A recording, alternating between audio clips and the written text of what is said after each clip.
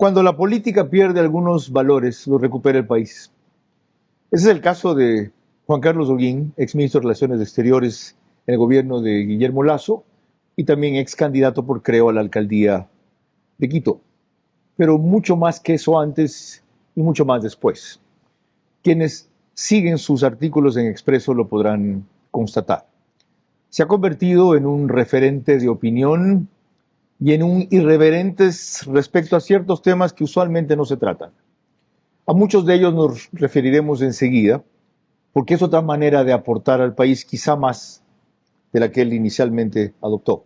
También lo averiguaremos. Pero en este momento tan singular del asedio de incendios, además de la inseguridad, de contracción económica, de incertidumbre electoral, ¿cómo define Juan Carlos Holguín la encrucijada del país y por dónde debemos tomar? Bienvenido. Gracias, Carlos. Un saludo a todos los que nos miran. Yo trato siempre de ver la esperanza que tiene el país. La encrucijada que tenemos, en mi opinión, y así lo he analizado en el último tiempo, es causada directamente por un proyecto político que es el del correísmo. Yo creo que lo que hemos vivido en los últimos años ha tratado de generar una visión de pesimismo, de caos, y es precisamente ese caldo de cultivo que han ido sembrando el que quieren aprovechar para volver al poder. Yo siento que el país tiene una oportunidad muy grande. A veces pensamos solo en el árbol y no vemos el bosque. El mundo está en sí mismo en una situación muy compleja. El mundo, nuestros vecinos tienen una situación extremadamente compleja. Yo veía ayer lo que hemos pasado en Quito estos últimos 2 días y es terrible, pero anoche la ministra Bullrich en Argentina daba los resultados de los operativos en los incendios de Córdoba, que han sido igual de graves que los que sufrimos nosotros. Incendios provocados en su criterio de manera deliberada. Entonces, yo siento que en este mundo tan complejo tenemos que seguir creyendo firmemente que este país tiene oportunidades importantes en el contexto del mundo. A eso nos dedicaremos en los próximos 60 minutos. A esa visión esperanzadora, no optimista, pero ciertamente alentadora y más que nada constructiva en esta coyuntura en que si nos desmoralizamos, fácilmente nos podemos autodestruir. Hago periodismo político desde 1975 y de opinión desde 1978. En ese género cabe ser pluralista, pero no imparcial. Mi experiencia en la búsqueda de democracia exige dejar fuera a quienes la dinamitan y criticar a quienes la construyen para que el modelo sea veraz. Respondo aquí por lo que opino. Mis invitados por lo que expresan. Nada de eso compromete o representa a este medio. Una entrevista veraz es la mejor forma de conocer la verdad. A eso los invito. Ahora. Este espacio veraz se emite gracias a Chifletón, Pacific Terminal, Bankers Club. Bienvenidos a esta entrevista veraz por primera ocasión en este espacio con su 4ª temporada o 5ª, creo que ya no estoy seguro, son tantas, en la cual solo estuvo antes Juan Carlos Holguín en uno de los programas iniciales del 2019. Nosotros arrancamos el 24 de noviembre del 2018, pero antes permítanme recordarles que esto se emite por Facebook y YouTube de ver a su manera. Felizmente el horario se mantiene estos sábados por los apagones, 22 horas. En medios convencionales estamos por Extreme TV Cable, Canal 15, o 709 si prefieren alta definición, que es Vito TVO. En DirecTV, el canal es el 194, corresponde a Manavisión. Solo en Manaví, señal abierta, allá es 9, en señal abierta. Estados Unidos, Macro Digital. Cerca de 30.000 ecuatorianos se conectan a esta hora solo en Macro TV, porque la mayoría de suscriptores de esa cadena son del Ecuador. Pero tiene también repetidoras o reproducción en Galápagos, Cumbayá, Pichincha, Santo Domingo de los Colorados, Loja, Santo Domingo de los Áchilas, Loja, entre otras provincias del país. Radio, las dos de mayor cobertura nacional, Caravana, en 750 AM, y Blue, 88.9 FM, ambas del Grupo Canesa. En Imbabura, Alborada, 90.3 FM, justo porque allá no sale Di Blue. Y el reprise es los domingos en Tungurahua, con Extrema, 92.5, para Cotopaxi también, desde Ambato. Juan Carlos Holguín dijo esta semana una cuestión que me impresionó en un artículo de Expreso, que el problema del agua es la minería ilegal. Y como ustedes saben, por falta de agua, sequía e incendios provocados, se armó la tragedia de Quito. ¿De dónde saca usted esa relación? ¿Minería ilegal tiene que ver con falta de agua? Carlos, el principal problema de las estructuras criminales en nuestro país, en mi opinión, es la minería ilegal. Es un problema que no lo hemos estado mirando con la importancia que tiene en la última década, precisamente. Las estructuras criminales que operan el negocio de la cocaína generalmente lavan el dinero a través de la minería ilegal. Al mismo tiempo, la minería ilegal, y por eso no sorprende ver cuando veíamos la crisis del Darién, los procesos de coyoterismo, tráfico de personas, que por ejemplo la mayor cantidad de gente que salió del Ecuador en los últimos 3 años era de Cotopaxi, porque en Cotopaxi había una operación de minería ilegal, y la hay todavía, muy fuerte, de tal manera que estas mismas estructuras empezaban a ofrecer a las personas del lugar salir hacia Estados Unidos a través de préstamos que ellos mismos hacían para toda una estructura criminal que terminaba en Estados Unidos. ¿Cómo ese fenómeno en la escasez de agua? La minería ilegal, si usted mira lo que ha pasado en la Amazonía, en Brasil, no solo en Brasil, en el Ecuador, en el Tena, en los últimos 4 años, ríos que se han secado completamente. Las provincias son Carchi, Loja, Pichincha, Cañar, Azuay, Bolívar, Zamora Chinchipe, Imbabura, Napo, El Oro, Santa Elena, Cotopaxi, Manabí y Orellana. Más provincias se podrían sumar a esta lista si las condiciones empeoran y no llueve en los próximos días. Producto el uso del agua, de todas las construcciones que tienen que hacer a través de la maquinaria pesada que usan de manera depredadores irregular, de bosque, depredador de bosque, depredadores del agua y depredadores de la tierra, de todas las orillas de los ríos. Hay 20 grandes focos de minería ilegal, recordaba usted en ese artículo. El más grave, Ponce Enríquez, por la extracción de oro ahora, sitio de batalla criminal de bandas. Usted también evocaba ahí lo que hizo María Paula Romo, con una operación espectacular que duró 6 días en Buenos Aires, Imbabura, y que a los pocos días se descuidó. Si ese operativo falló 4 años atrás, ¿qué hacer ahora? Hoy se necesitaría un apoyo internacional muy fuerte para combatir la minería ilegal. No se puede con las capacidades que tiene el Ecuador. Yo contaba hace unos meses una anécdota que tuve con el general Hernández, en ese entonces ministro de Defensa. Sí. Una mina que tenía un permiso del Estado ecuatoriano, que la mitad se encontraba en nuestro territorio y la otra mitad en el Perú. Y esta minera, de forma irregular, generó un túnel de tal manera que entraba por un lado la maquinaria y salía la minería desde el Ecuador hacia el Perú.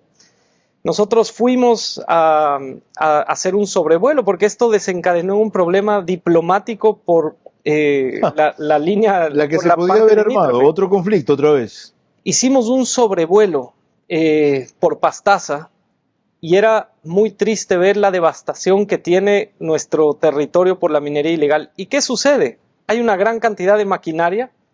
Nosotros nunca nos hemos puesto a pensar como país cuánto se ha vendido en maquinaria en los últimos 10 años en el Ecuador, cómo se compra esa maquinaria gobierno pesada. Lazo incautó 170 retroexcavadores en la zona de Napo. Así es, cuando estaba la ministra Alexandra Vela de ministra. Pero vamos al fondo. Usted dice, esto supera nuestras capacidades, se requiere ayuda internacional.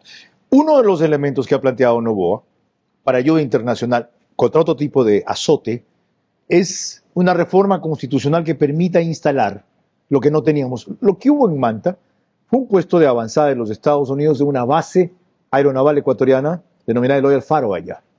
Estados Unidos no ha tenido una base aérea aquí, ha tenido facilidades para operaciones antinarcotráfico. Con el antecedente que usted sitúa, ¿cabe una reforma constitucional así?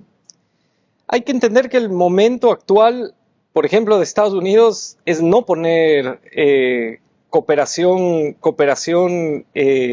presencial en otros territorios. Y lo dijo la del Comando Sur, no nos interesa, pero ¿qué iba a venir a decir? Que no nos interesa. Pero iban a decir somos nosotros. Es necesaria esa reforma, primero a nivel conceptual y segundo que permita libremente la cooperación internacional. Hay muchos miedos de la cooperación internacional de entrar al Ecuador por la parte legal que puso esos candados a nivel constitucional el gobierno de Correa. Cuando usted fue canciller, ¿por qué no se les ocurrió?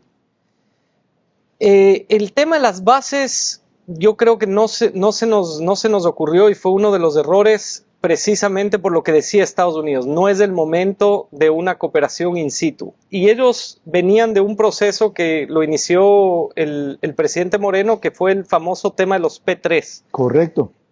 Ese es un estilo de cooperación que a mí en lo personal me gusta muchísimo porque con las capacidades que nos puede dar un país amigo, podemos tener un sistema de cooperación integral. En ese caso, los P3 identificaban, por ejemplo, la salida de las lanchas rápidas con droga. ¿Y qué es lo que sucedía? Ecuador no tenía las capacidades de detener en alta mar. Por eso, la necesidad del Ecuador de tener capacidades de infraestructura que no las pudimos tener. Entendido. Cuando cambia el gobierno de Colombia, se pierde mucho el apoyo integral, porque Entendido. Colombia Otra orientación era parte ideológica de esta trilogía. Entendido. Ojalá los Estados Unidos hayan entendido también, porque aprendimos ya nosotros.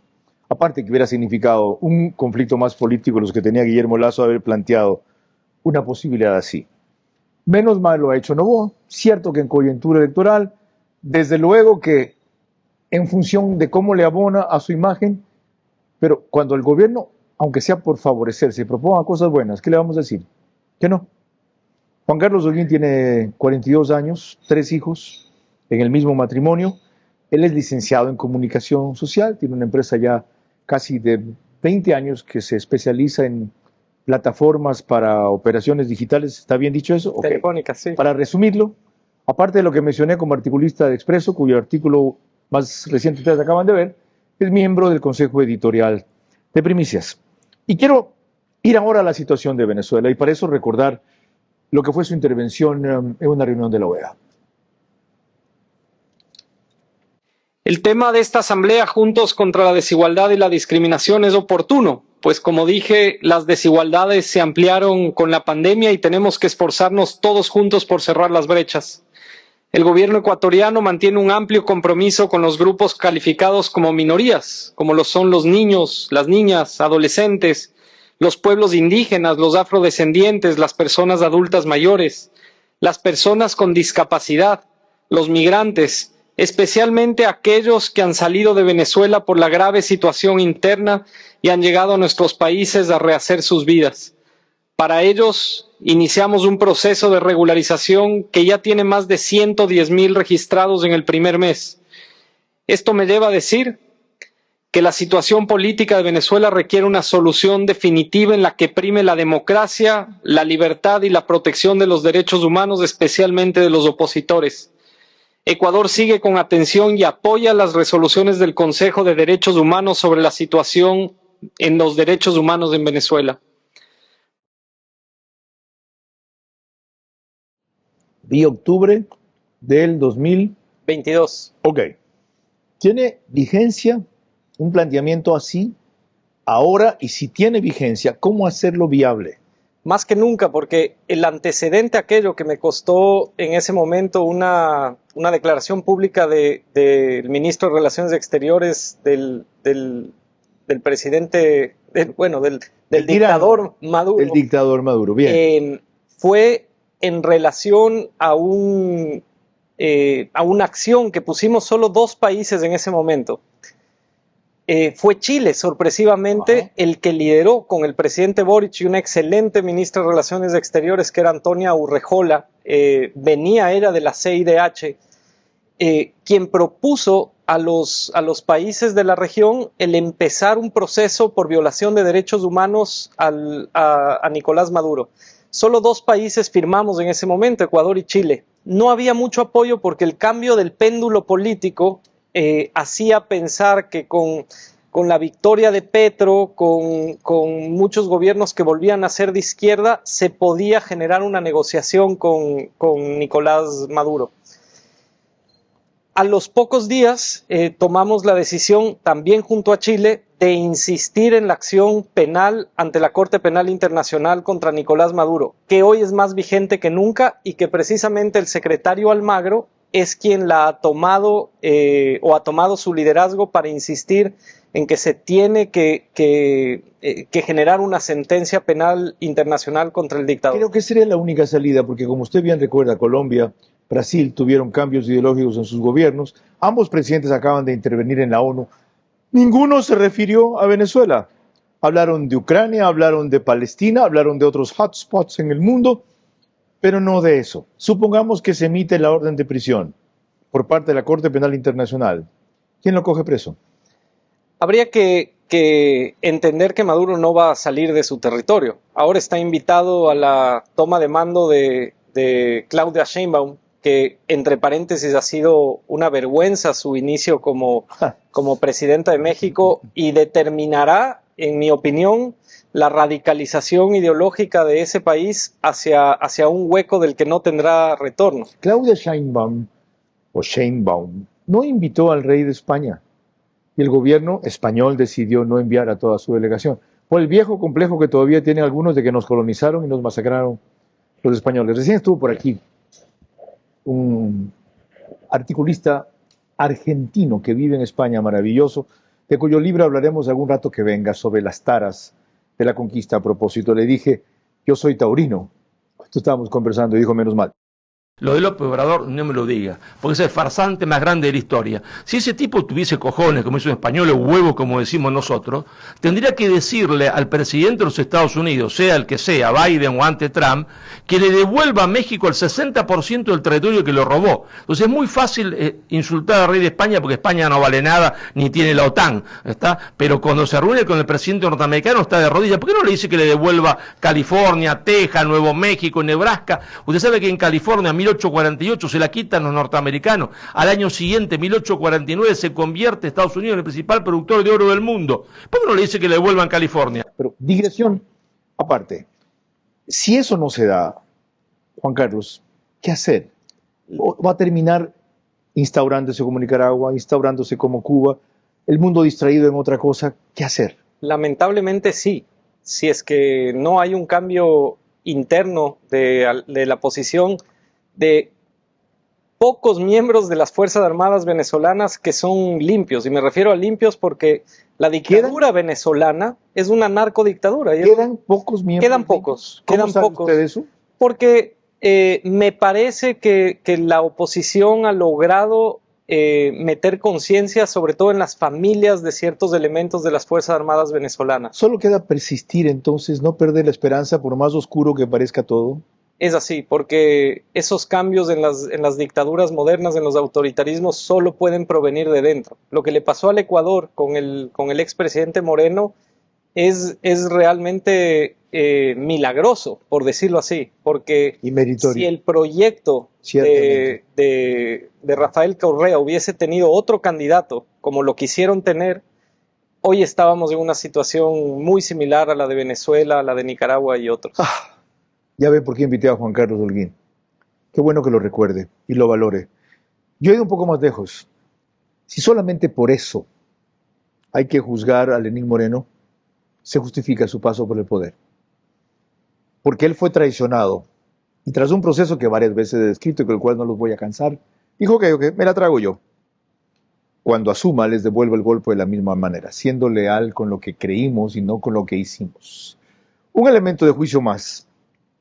El ex canciller también habló de seguridad. Indudablemente el eje de la seguridad. La cooperación en seguridad, por la coyuntura que tiene el país, es trascendental para la diplomacia que está haciendo Ecuador.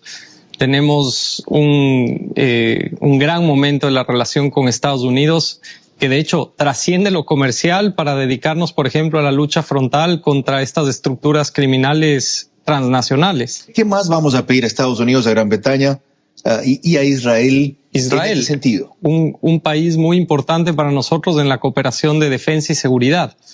Infraestructura, cooperación técnica para el manejo precisamente de aspectos de defensa que requiere Ecuador en este momento. Con Estados Unidos, la cooperación directa que hemos tenido, sobre todo en seguimiento de casos. Ecuador tuvo con el presidente Lasso récord de incautación histórica el año pasado de droga, pero también estamos atendiendo desde la política pública de movilidad humana una de las más grandes tragedias que hemos tenido. Otra vez, eso fue 2022. Y en algo hemos analizado un aspecto de la relación Ecuador-Estados Unidos vinculada con seguridad y en otro con Colombia. Como el contexto internacional ha cambiado bastante, ¿qué nos favorecería más a nosotros en las próximas elecciones de Estados Unidos? Al margen de quienes sean los ganadores, Trump de un lado, Harris por el otro, y sin olvidar que de lo que yo recuerdo en el gobierno de Moreno, que le hice mucho más seguimiento a la política internacional, el apoyo que nos dio Trump fue directo y frontal, en gran medida por la presencia de Ivonne Baki en la embajada, cierto. Entonces, ¿qué nos conviene más como país? Yo creo que para Estados Unidos ha habido un punto de inflexión desde el ataque de Rusia contra Ucrania. Y esto tiene que ver con que el gobierno del presidente Biden, en su relación con Estados Unidos, tuvo un cambio, en su relación con América Latina tuvo un cambio muy grande versus su predecesor Trump. Uh-huh. Hubo mucho exceso de confianza en los gobiernos progresistas de América Latina. Hubo exceso de confianza en sus negociaciones con Maduro, que le pasaron una factura. Recordemos que llegaron a entregar a los sobrinos de Nicolás Maduro, que estaban presos por narcotráfico en Estados Unidos, llegaron a entregar a Alex Saab, condenado por lavado de activos, y uno de los operadores más grandes de Nicolás Maduro en los negocios ilícitos en la región, cuya influencia en el Ecuador era muy grande, con Piedad Córdoba. Correcto. Y hubo ese exceso de confianza en que podían tener una salida negociada. Yo creo que hoy, entendiendo la geopolítica, lo que está haciendo Rusia a nivel de relaciones con países como Nicaragua, como Venezuela, ponen otro espacio a Estados Unidos en la región. Entonces, no importa el cambio político de las siguientes elecciones, creo que Estados Unidos va a tener una mirada mucho más profunda sobre lo que está pasando con Rusia respecto a América Latina. Así hemos empezado esta entrevista, verás, con el ex canciller o ex ministro de Relaciones Exteriores Juan Carlos Holguín, articulista de Expreso ahora en la parte pública que más se conoce y miembro del Consejo Editorial de Primicias. Cuando volvamos, trataremos otros aspectos, en cambio ya de su gestión. Van a recordar un trance de su posesión y luego una conversación posterior sobre un hito de su gestión, para tener perspectiva de la política internacional, no solo de su paso por ella.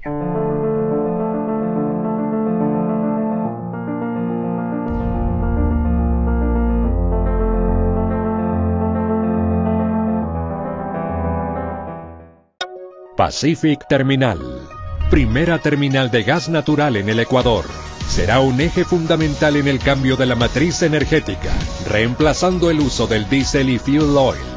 Nuestro objetivo es promover el uso de gas natural como combustible, principalmente en la industria y sector camaronero del país, reduciendo costos y emisiones de CO2. Pacific Terminal.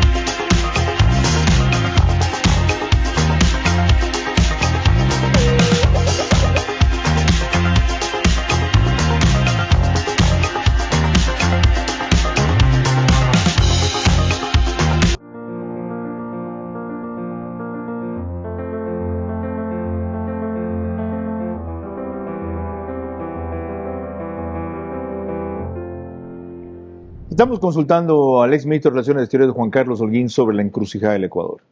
Y este encuentro de los sábados a las 22 horas, del cual ustedes tienen tanta avidez, por lo que me di cuenta al par de semanas que un rato hicimos un receso, se emite gracias a auspiciantes como Chifletón, Pacific Terminal, Con Ganas de un nuevo espacio digital, el Tarot de Gioconda Juez y Cardio Heredia, un centro especializado en atención del corazón. Emitimos desde el piso 33 del Bankers Club y desde aquí es vital, como les dije, para tener perspectiva, evocar un par de trances de la carrera de nuestro invitado. Vean un fragmento de lo que dijo al posesionarse el 4 de enero del 2022. El fragmento que vimos de la entrevista anterior, de ver a su manera cuando lo hacía en TC Televisión, es del 18 de enero del 2022, apenas 2 semanas después de lo que van a ver. En seguimiento de sus instrucciones, promoveré el avance y concreción de acuerdos comerciales con la mayor cantidad de países, pues es el camino cierto para promover nuestras exportaciones y generar empleos de calidad para los ecuatorianos. Por eso, apoyaremos desde la Cancillería la búsqueda y atracción de inversión extranjera y de un país conectado en sus rutas aéreas, marítimas y terrestres con nuestra región y con el mundo. Transcurridos 2 años y medio de eso, ¿qué haría distinto y qué no repetiría? Es una pregunta difícil. Creo que la visión era la correcta y es la visión que tuvo el presidente Lasso, es lo que le ofreció al país y lo que me encargó él al momento de confiarme el Ministerio de Relaciones Exteriores. No pregunté si la visión era equivocada, pregunté de esa visión, ¿qué haría distinto? O sea, no qué cambiaría de visión y qué no repetiría por la razón que fuese. Yo siento que hubo una equivocación en enfocarnos en el tema comercial y no pensar en la política interna, sobre todo. Okay. Porque yo celebro, y tengo que reconocer, la actual canciller ha hecho muchas cosas muy buenas. Yo creo que ha superado mi término, por ejemplo, porque ha logrado concretar cosas que nosotros no pudimos concretar o que yo personalmente no pude concretar. Y el presidente Noboa ha seguido una visión comercial, pero al mismo tiempo ha logrado un tema sobre el que yo tengo mucha expectativa, que es esa famosa denuncia por traición a la patria del presidente Correa respecto a México. No podemos pensar en comercio exterior, en que haya inversión extranjera, cuando en Google cualquier inversionista pone Ecuador y le aparece lo que le aparece en este momento. Yo creo que pequé y pecamos de ingenuidad respecto a lo que pasaba en el momento histórico del país después del proceso de transición de Lenín Moreno. Celebro su autocrítica, porque un hombre que reconoce sus errores, o por lo menos que pudo haberlo hecho mejor, tiene futuro. Uno que no, se queda en el pasado. La otra cosa que pregunté, en cambio, fue ¿qué no repetiría? Es decir, me acaba de contar lo que haría distinto. ¿Qué no repetiría? Es una pregunta muy difícil. Es para suspirar, ¿no? Sí, es para suspirar porque... No necesariamente qué haría mal. O sea, por ejemplo, hay cosas que solo se pueden hacer una vez y no repetiría. ¿Ok? No es lo mismo. Yo creo que humanamente hubiese reaccionado de manera distinta frente a muchos temas internos. La política, hay un libro que me fascina. A ver, no se me vaya aquí. Carlos Antes de ir al libro, no. ¿Qué es de una manera distinta frente a temas internos? Y conste que usted entra allí. A usted lo sacaron de la meta chica en el momento en que se les ocurrió en Carondelet que usted era el informante de la posta. O sea, yo creo... ¿Qué debió haber hecho en ese rato que no hizo? No, yo creo que reacciones internas quizás más firmes o reacciones más maduras. Okay. La madurez, a veces reflexiono esto, que la madurez solo da la edad. Ajá. No, y a veces no la da, como en mi caso, ya 70 años y no maduro, está bien. Porque uno aprende de las experiencias.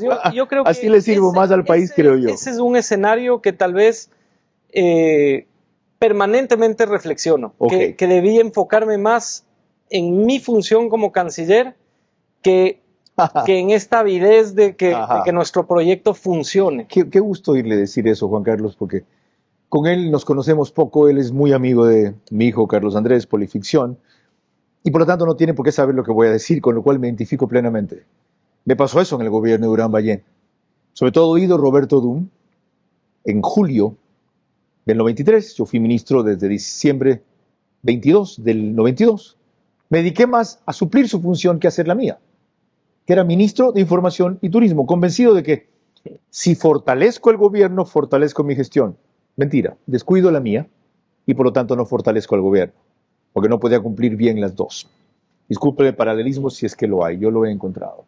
Cuando volvamos más, porque no me quiero detener en el pasado, pero previamente, vean lo que él reconoció como un hito de su gestión cuando le consulté de eso, el 16 de mayo. ¿Ya puse ese? No, es el 16 de marzo. 10 de marzo del 2023, ¿verdad? Vamos. Le voy a decir algo personal, Carlos, hacia futuro. Uno de los hitos más importantes de mi gestión considero que es la entrada de Ecuador a la ADD, y se lo verá en la siguiente década o quizás 2 décadas. Porque estos países, como se conoce, con mentalidades similares, van a generar un bloque muy sólido en la relación del hemisferio. No en vano, en esta reunión del día lunes tuvimos presencia en vivo del ministro de Relaciones Exteriores de España. No en vano hemos tenido a la ministra de Relaciones Exteriores de Canadá en reuniones con la ADD. Y no en vano ha estado el secretario Blinken y en esta ocasión el día lunes el secretario Fernández, subsecretario José Fernández. Para el Ecuador es muy importante estar allí. Tomamos un concepto interesante. ¿Por qué con los países centroamericanos? Ecuador tiene frontera con Costa Rica. Claro. Y eso es lo que, a través de esta visión que tenemos en la política exterior ecuatoriana, Ecuador es un país ya no solo amazónico, como decía Roldós, es un país oceánico. Y allí están nuestras capacidades de las siguientes 2 décadas. Ok. ¿Qué ha pasado con esa iniciativa? ¿Por qué esa agrupación se diluyó? Afectó mucho la muerte cruzada en el Ecuador. Nosotros éramos un país nuevo en esa alianza para el desarrollo, pero la canciller Sommerfeld ha tenido mucha actividad allí. En el tema de Venezuela, por ejemplo, los primeros comunicados regionales de firmeza fueron de la ADD, y como yo decía ahí, la verdad que no recordaba esta intervención, pero esto lo vamos a ver quizás en 2 décadas, porque este bloque es un bloque muy especial.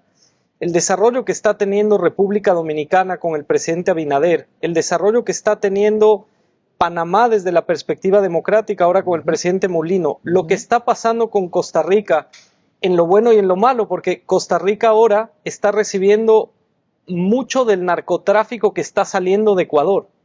Pero esas similitudes de problemas y de ventajas nos dan lo que yo decía en el inicio de este programa, la expectativa que tendría el Ecuador por su posicionamiento frente al futuro. Recuerde a la gente a qué equivalen las siglas ADD. Alianza para el Desarrollo en Democracia. ¿Sí ven la vinculación de las dos cosas? Desarrollo en democracia. De ahí la importancia que tenía esa alianza, que si se ha impulsado, no ha trascendido. Cuando volvamos, Ucrania y el gobierno de Lasso, los temas pendientes, con el exministro de Relaciones Exteriores, Juan Carlos Holguín.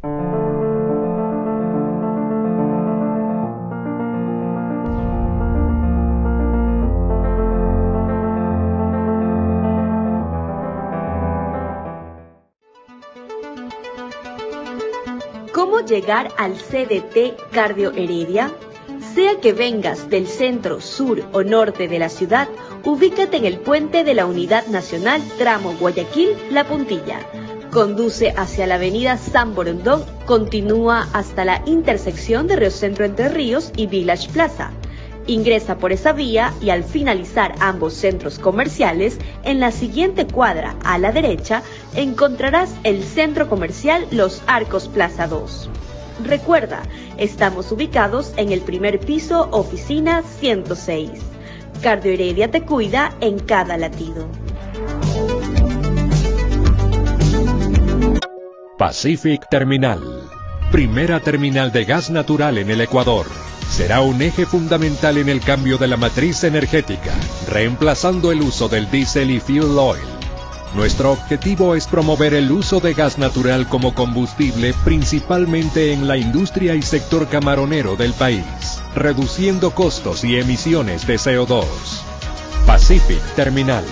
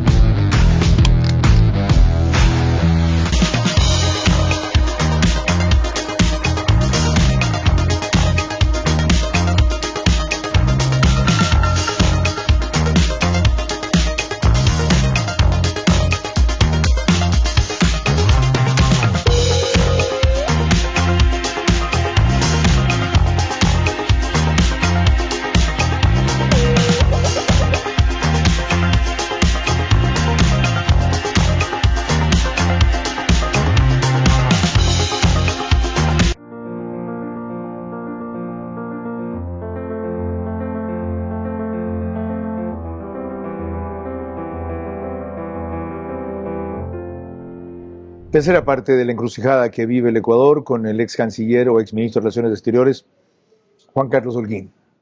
Ucrania es un dolor del mundo y fue un dolor más fuerte por los ecuatorianos cuando había una gran cantidad de ellos residentes allá, principalmente estudiantes. Recordamos ese trance y la función que ahí tuvo el canciller, el ex canciller. Porque nosotros hemos desplazado un operativo, como lo han manifestado mis antecesores, que pretende precautelar la vida de nuestros ciudadanos. Si se quedan allá en este momento en el que el Ecuador ha puesto todos los medios a disposición para que nuestros conciudadanos regresen de una guerra, porque hay que entenderlo así, esto no es una situación de una especie de conflicto bélico, como se ha dicho en algunos medios. Es una de las guerras que para mí, en mi opinión, va a cambiar el rumbo de lo que van a ser las relaciones internacionales y el mundo de aquí en adelante. Y cada uno de los ecuatorianos, como mencionaba alguien antes, es dueño de sus propias decisiones. El doctor Santos, a quien respeto mucho y creo que es uno de los mejores juristas en derecho internacional con mi misma edad, lo ha dicho bien, nadie puede obligarlos, nosotros no somos un Estado que sea como un padre castigador. Ese fue el rol de la cabeza de la Cancillería ejecutado por diplomáticos de la Cancillería, lo cual demuestra que un nombramiento político no necesariamente es ineficiente si reconoce el valor de los funcionarios diplomáticos. Aclarado eso, lo que se consiguió con repatriación de ecuatorianos en tiempo récord a un costo bajo, no mínimo, fue excepcional. Pero, ¿por qué el mundo sigue estancado en esta guerra de Ucrania? ¿Cómo ponerle fin sin que pase por lo nuclear? Muy complejo, porque en las últimas horas hemos visto cómo Rusia ha vuelto a advertir con el tema nuclear si es que hubiese una intervención de la OTAN. El presidente Putin, y lo he dicho con mucha claridad, es un dictador muy peligroso para la humanidad. Él no calculó los efectos que tenía su ataque. Yo creo que él estaba enceguecido por muchos demonios después de la pandemia y creyó que iba a ser mucho más fácil. Coincidió con el cambio político en Estados Unidos y en Alemania.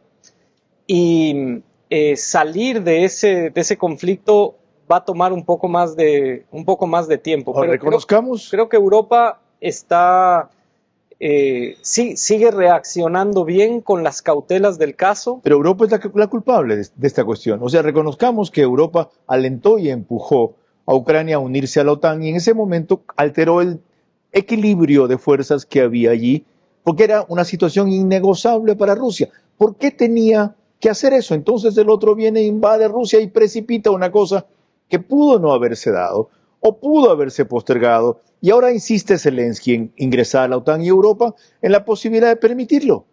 Eso es desatar la guerra nuclear. Cabe la posibilidad de que Pregunto, el diplomático, el que estuvo en la diplomacia es usted.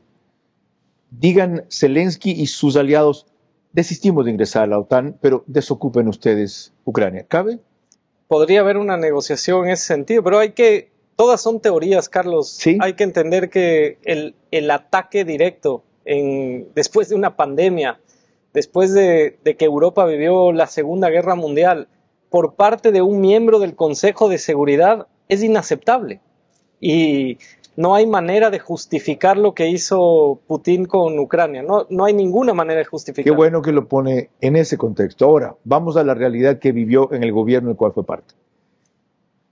Y ya me imagino lo que le habrá costado a Juan Carlos Holguín hacerle esta declaración a Jorge Ortiz en su programa de FM Mundo. Cuando empezó el gobierno de Guillermo Lasso, la pandemia estaba en su punto más alto. Y el gobierno de Guillermo Lasso hizo un muy buen trabajo con la pandemia, en lo cual tú fuiste absolutamente decisivo. Fuiste la persona más importante en esa vacunación. ¿Qué les pasó después? ¿Qué le pasó a Guillermo Lasso? Porque no era una cuestión simplemente de sus limitaciones físicas. Parece que son sus limitaciones políticas. Yo no podría dar una crítica en este momento a lo que ha pasado al haber sido parte de un gobierno que evidentemente, y me tengo que incluir, no me puedo salir de aquello, hemos fracasado. El poner en bandeja de plata la elección al correísmo, a un retorno de un proyecto autoritario que tanto daño hizo a nuestra sociedad, solo puede ser considerado un fracaso. Vaya, oye, quiero interrumpir, qué honestidad, qué honestidad. Es que es cierto. Sí. O sea, yo se lo digo, a Guillermo le molesta, pero le digo es que fracasó. O sea, de ninguna manera puedes ver esto como un éxito. O sea, muerte cruzada para evitar entonces un juicio político. Como dijo ahí Fernando Ricón, un testimonio de honestidad sobre todo. ¿Por qué no dice el gobierno de Guillermo Lasso ha fracasado? Se incluye. En el gobierno de Guillermo Lasso hemos fracasado. Más allá de que múltiples factores incidieron en eso, mencione usted 2 o 3. La sobreconfianza en tratar de llegar a un acuerdo político en la asamblea con el correísmo en un inicio. Creo que ese fue el primer error. Brillante. Y que le ha pasado al presidente Noboa y que se dio cuenta también a tiempo. Ok. Segundo. No puedo todavía reflexionarlo, Carlos, y tengo que ser sincero. Dígalo, no lo procese, dígalo. La muerte cruzada en el tiempo en el que llegó. Okay. Sigo pensando en que cuando uno ve las encuestas y ve que el correísmo todavía tiene esta oportunidad de volver, siento que tal vez esa medida o la tuvimos que tomar antes o no la tuvimos que tomar. No se la tuvo que haber tomado. En el evento de que no se la tomara, él iba al juicio político y la salida era peor. Corría el riesgo de destitución porque Henry Cucalón, ministro de gobierno, no quería mayoría al precio que a otros ministros de gobierno les había tocado lograr mayoría, es decir, comprando votos. Él quería convencer votantes. Era peor. Terminaba Guillermo Lasso destituido por el correísmo. No estuve ahí en esos momentos. Mejor, porque lo ve desde afuera. Sí, pero Carlos, usted estuvo en un gobierno. Las decisiones que se toman adentro tienen una serie de elementos que desde afuera no se ven. Cierto. Este conteo voto a voto. Porque yo tengo que decirle, yo pensé que la Corte Constitucional no iba a dar paso al juicio político. Ya les he dado palos suficientes. Pero a lo que voy vamos a repetir con los elementos. Mínima verosimilitud es una vergüenza y ellos son los responsables de esta vaina. Con los elementos internos, yo tenía esa visión que finalmente no se dio y después hubo otra reflexión. Ok, tercer factor. El que después de un proceso de transición democrática no se pensó en un proyecto de los siguientes, por lo menos 2 periodos más. El Ecuador, para salir de ese proceso tan feo que fue el del correísmo, tan duro para el país, catastrófico, necesitará por lo menos 3 gobiernos democráticos. Ya vamos en 2 y este es el tercer gobierno. Ojalá se mantenga un gobierno democrático porque lo que hicieron en 10 años nos va a pasar factura los siguientes 20 o 25 años. Okay, lo entienden. Y con la parte final que él mencionó, volvemos en la última del programa. Ojalá se mantenga un gobierno democrático, porque eso es escepticismo.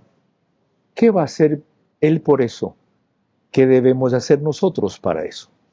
Con sus respuestas a estos 3 temas, volvemos.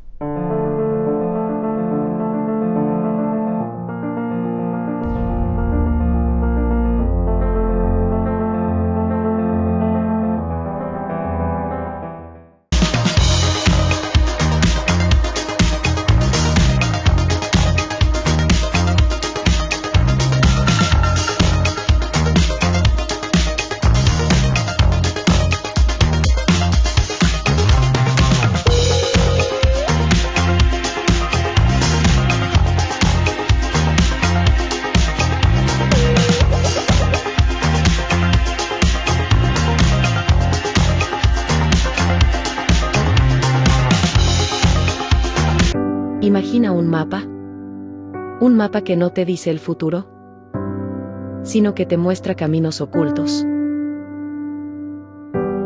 No se trata de magia, ni de adivinación. Se trata de ti, de tu fuerza, tus miedos, tus deseos. Aquí no se revelan secretos. Aquí se despiertan verdades. No te ofrezco una predicción. Te ofrezco una guía de vida.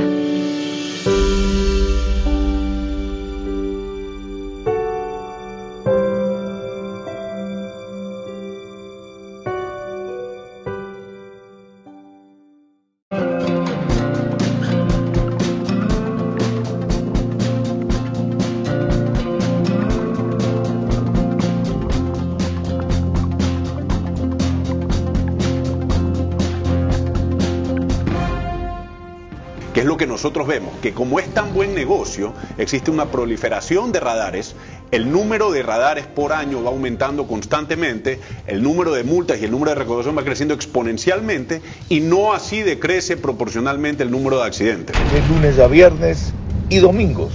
Claro, la prestación médica tiene accidentes, tiene errores. Si fuéramos todos máquinas fuera maravilloso, cero error. Pero somos humanos. Okay, los médicos son humanos. Y los errores de los médicos se tapan con tierra. Entrevistas que hacen historia. ¿Este Yepes tiene antecedentes en el correísmo? ¿Me suena familiar ese nombre? Sabe que no he pasado palabra con este señor, es una persona que... Pero él es el que manda. Él es el que manda, él es el que manda, él es el que ordena, él es el que... sigue sus directrices. Exacto. Y preguntas que abren caminos. ¿Debieron haberse empezado los apagones escalonados más cortos antes? Vera a su manera. Lunes a viernes y domingos a las 20:55 por Facebook y YouTube. RTU, Radio Sucesos 101.7 FM, Vito TV o Extreme Canal 15 y 709 HD, Manavisión Canal 9 DirecTV 194, Radio Centro 101.3 FM.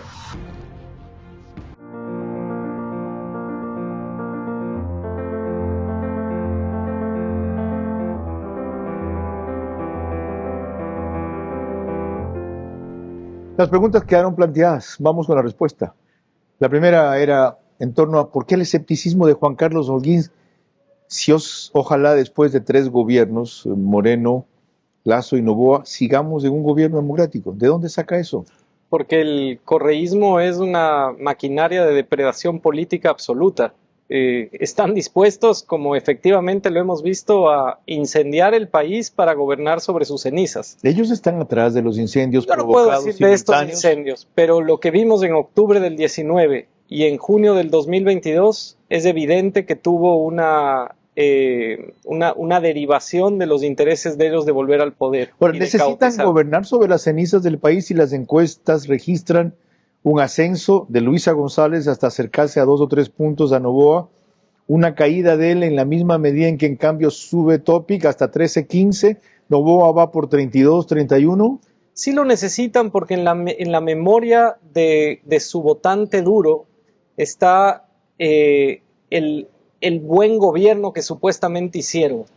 Mientras no haya la capacidad de ejecución, por ejemplo, en obra pública, que va a ser imposible, hay que entender que la crisis eléctrica se robaron todo lo que hicieron en las mega obras, que pudieron haber estado bien en su esencia. pero los actos de corrupción que hubo en la mayor cantidad de obra pública que hicieron, determina que en los siguientes 4 periodos no tengan dinero para construir algo similar. Mi segunda inquietud era, ¿cuál va a ser su rol frente a esto? ¿Solamente advertirlo en invitaciones como esta? No. ¿Solamente escribirlo en sus cuentas de Twitter o en artículos como los de Expreso? No, mire, ¿qué más va a hacer? Yo creo que todos siempre tenemos que entender que en la política están los cambios. Y cada uno en su momento. Voy a repetir esa frase. Por favor, fíjensela. Todos siempre tenemos que entender que en la política están los cambios. Si ustedes quieren cambiar las cosas, más allá de activarse, opinar, tuitear, métanse a la política. ¿Con quién? Hay buenas opciones, algunas. ¿Cómo? Eso sí se los voy a decir, y no sé si ese fue un error que él cometió. En equipo. En equipo. Juan Carlos Holguín no era exactamente de la rosca de Guillermo Lasso. Es el grupo más cercano a él, como eran Pablo Arosemena, como era Aparicio Caicedo, como era Iván Correa. Pagó el precio. Y ahí también me identifico con él. Yo no era de la rosca que había estado en todas las campañas de Sixto Durán Ballén, sino en la última. Era de los recién llegados, que chocaba con los de siempre, que querían utilizarlo, lo utilizaron a Sixto Durán Ballén, para lo que ya saben qué pasó. Volvamos a lo fundamental. Tercera inquietud. ¿Qué debemos hacer nosotros? Hoy, apoyar a quienes están en el gobierno. Yo decía en este último artículo cuánto hay que valorar a una persona como Inés Manzano, que ingresa en uno de los momentos más duros de la política de este gobierno. Lo mismo que sucedió con Henry Cucalón. Yo no había tenido el gusto de conocer al ministro Cucalón y lamentablemente coincidí apenas su salida con su entrada. 15 días, 3 semanas, pero era para mí un ejemplo que alguien que ha estado en la política quiere entrar en uno de los peores momentos de la política de esa etapa. Ciertamente, pero esa es la vocación. ¿Por qué no entró usted? ¿Por qué no aceptó ser asambleísta? No, lamentablemente no tuve ni propuestas y creo que necesito una oxigenación. O sea, ya ha tenido bastante. Ya son 2 años de esta vaina. ¿Qué más quiere oxigenar? No son 2 años, es un año y pico. Y creo que más oxígeno, deje Quito, venga a vivir a Guayaquil. No, yo me refiero a que hay que reflexionar. Lo que usted me acaba de preguntar, yo no había reflexionado hasta hoy qué no hubiera hecho o qué errores. ¿En serio? No. ¿Va a publicar su testimonio de este paso por la política en primera etapa? No creo que hay que publicarlo, hay que madurar. Yo le escuché recientemente en un programa suyo de radio que hablaban de la papeleta presidencial. Ajá. Y alguien mencionó mi nombre.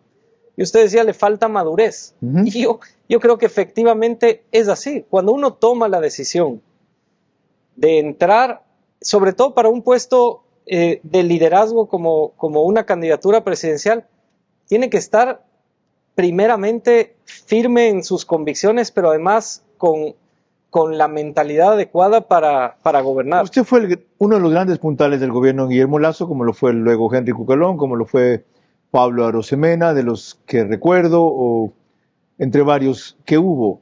¿Por qué no está en Creo? Bueno, el momento de mi salida lamentablemente generó yo no he vuelto a hablar con el presidente Lasso, lo cual me duele mucho. Porque ¿Usted no ha vuelto a hablar? No. Yo tampoco. Yo he sido muy agradecido con él, el que haya confiado a mi edad sí, primero claro, en la transición, luego en las vacunas, luego en la Cancillería. Yo espero siempre que nunca pierda la gratitud, porque ese es uno de los problemas de la política, que por la vanidad a veces nos olvidamos de uno mismo de esa gratitud. Recuérdenos por qué salió. Fue una decisión personal del momento. ¿Cómo fue el momento? Pensé que yo no podía representar lo que requería en ese momento el gobierno posterior al juicio político. ¿Por qué no lo hizo cuando comenzaron a sacarlo de la mesa chica? No, porque yo en eso también quería, hace un momento que le escuché decir, más allá de que hayan mesas chicas o no. Sí sabe que el gobierno lo acusaba de ser usted el informante Anderson Boscampo, que fue a desayunar con Anderson después de que ellos le habían lanzado una batería enorme al gobierno de Lasso. Fue con Luis Eduardo Vivanco. Peor. Y fue un café que... O mejor dicho, mejor. que fue un café en lugar público. Exactamente, no era nada escondido. Y por eso mismo la política está llena de chismes. ¿Por qué fue a hablar con Luis Eduardo si él comandaba y comanda? No, porque esto fue una mucho línea antes. Contraria a Lasso. Esto fue antes. Él me pidió, como muchos otros periodistas me pedían una reunión, y yo como funcionario pedía que sea en lugar público. Correcto. Y luego el resto lo que le generó la disposición al presidente con usted, ¿qué fue? ¿Hubo celo? No, para nada. Usted comenzó a brillar, la gente lo comenzó a ver con perfil presidencial. Al revés, y no hay cosa que enroche más a un presidente que es eso. No, al revés. Él, si algo habría que resaltar, es que siempre daba oportunidades. Qué bueno. Y yo creo que él sí pensaba en un proyecto hacia futuro. Yo soy agradecido, por ejemplo, con alguien que conocí cuando lo conocí a usted, Carlos, muchos años atrás, 2008, 2009, César Montúfar. Claro. En el año 2017, yo tenía 33 años. Y César Montúfar me propuso ser candidato presidencial por la Concertación Democrática en ese momento. Qué visionario. A esa edad. Yo escribí una carta a él porque me costó mucho no aceptarlo. Correcto. Por el ego, la vanidad. Correcto. Pero lo correcto era no hacerlo. Y él, por ejemplo, también me dio esa oportunidad, y después me costó mucho en la política terminar de candidato de alcalde frente a él. Es uno de los momentos más duros de la política. No sabía ese detalle, más aún cuando luego César, que es otro baluarte de la democracia que se ha perdido este país, terminó siendo el principal contradictor de Guillermo Lasso en esa campaña del 2021. Para cerrar, ¿qué requeriría usted para volver a la política? Yo creo que no mucho, porque gracias a Dios he sido formado siempre por referentes que han visto en la política la única opción del cambio. Yo creo que hay que formarse bien. El país necesita ahora estabilidad. Hay buenos candidatos democráticos en esa papeleta, y yo espero que sigamos en esa ruta. Si vuelve el correísmo, por más que ahora se critica, que dicen... Muchos dicen que no vuelve el correísmo y por eso estamos como estamos. Es una realidad sí, señor. Académica, técnica, política, que la podemos analizar por horas. No pueden regresar, no por una cantidad de gente buena que tiene ese movimiento, porque tienen un líder que está completamente trastornado. Gracias a Juan Carlos Holguín por su aporte en una nueva línea que no le conocíamos, pero que va en la misma dirección, aunque por distintas velocidades. ¿Quién sabe si en esta más rápido? La de la comunicación, la de la opinión pública, la de la guía, la de la orientación. Por la valentía de sus conceptos, por la claridad con que los emite, y diría también por la sutileza con que los enfoca. Algo le ha quedado de diplomático, más allá de lo que ya tenía, para su moderación, su balance, sin dejar de tener contundencia. Eso es muy difícil al mismo tiempo tener las tres condiciones. Pero quiero rescatar lo que él dijo al principio y lo que él dijo al final. Porque él no es identificado como un fanático anticorreísta como soy identificado yo. Yo sí soy un enemigo anticorreísta. Eso sí, fanático de nadie, ni de mis hijos, ni siquiera de Dios. Creyente en él, absolutamente sí. Quiero insistir en lo último que dijo.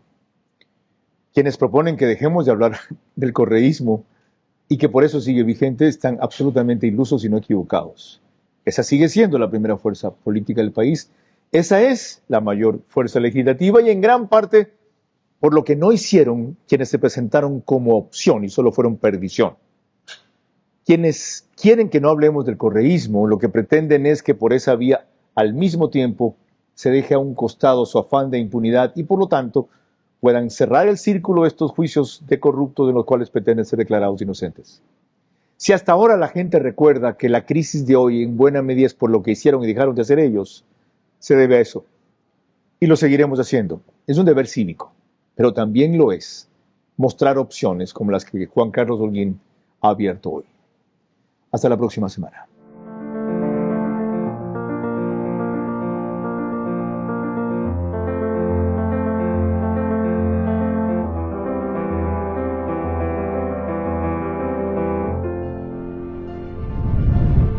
Este espacio Verás se emite gracias a Chifletón, Pacific Terminal, Bankers Club. Transmisión simultánea, Vito TVO, Manavisión, Macro Digital Televisión, Caravana 750 AM, Tiblu 88.9 FM, Alborada 90.3 FM Imbabura, Extrema 92.5 FM en Tungurahua y Cotopaxi.